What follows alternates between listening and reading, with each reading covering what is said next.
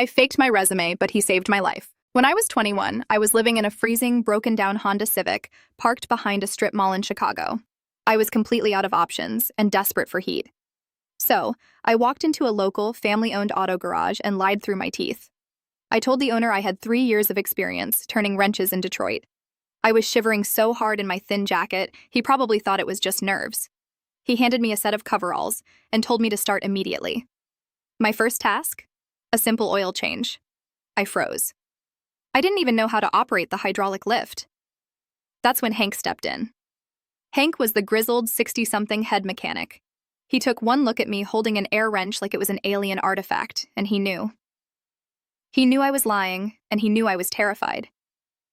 He pulled me aside, smelling like motor oil and stale coffee. He didn't yell. Instead, he just looked me dead in the eye and whispered, "You sleeping in that Civic out back?"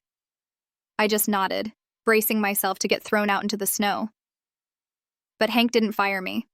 He just sighed, grabbed a socket wrench, and said, "Watch closely, kid. I'm only going to show you this once." For the next 2 years, Hank covered for my mistakes. Every single day, he taught me the trade, from changing spark plugs to rebuilding entire transmissions. Whenever the owner walked by, Hank made it look like I was the one leading the repairs. He even co-signed my first apartment lease, calling the landlord to say I was his most valuable employee. Today, I manage that exact same garage. I can strip an engine blindfolded, and I genuinely love what I do. It all started with a massive lie and an old mechanic who decided to give a freezing kid a second chance.